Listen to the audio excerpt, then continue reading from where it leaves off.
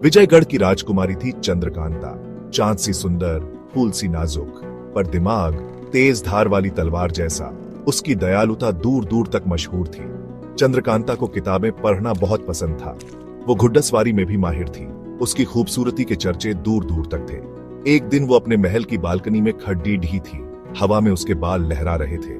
उसकी आंखों में एक सपना तैर रहा था, सच्चे प्यार का सपना। क्या यह सपना कभी सच होगा?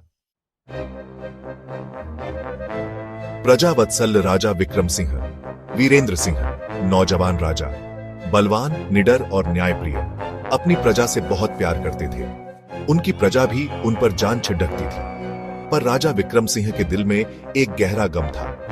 उनकी कोई संतान नहीं थी। राज्य का उत्तराधिकारी कौन होगा? एक दिन वो अपनी प्रजा से मिल रहे थे। तभी एक मंत्री ने एक युवती का जिक्र किया, चंद्रकांता, सुंदर, गुणवान और बुद्धिमान। क्या चंद्रकांता ही उनके राज्य की रानी बनेंगी? जंगल में भेंट। एक दिन शिकार खेलने चंद्रकांता जंगल गई। अचानक सामने से एक तेजस्वी युवक आता दिखा। काले घोड़े पर सवार, चेहरा तेज से चमक रहा था। यह वीरेंद्र सिंह थे। दोनों की नजरें मिली। एक अजीब सी खींच थी दोनों के बीच, पर साथ ही एक अजीब सा तनाव भी। चंद्रकांता ने घोड़े की रफ्तार बढ़ा दी। वीरेंद्र सिंह हैरान रह गए। ये अदा, ये नजाकत, ये तेजी, कौन थी ये रहस्यमयी सुंदरी? उनके मन में जानने की लालसा जागी। आगे चलकर चंद्रकांता और वीरेंद्र सिंह की कई बार मुलाकात हुई, कभी अनजाने में, कभी जानबूझकर। धीरे धीरे दोनों के बीच की दूरियां कम होने लगी। एक दिन दोनों जंगल में एक ही जगह पर आ पहुंचे।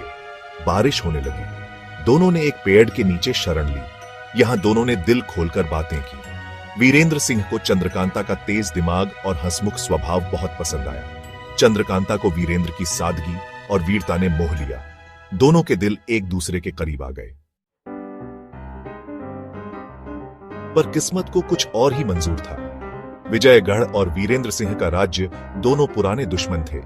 दोनों राज्यों के बीच नफरत की आग कई सालों से जल रही थी। एक दिन इस आग ने और विकराल रूप धारण कर लिया। दोनों राज्यों के बीच युद्ध छिड़ गया। वीरेंद्र सिंह और चंद्रकांता दोनों अपने अपने राज्यों की तरफ से लड़ देने को मजबूर थे। क्या प्यार इस नफरत की आग को बुझा पाएगा?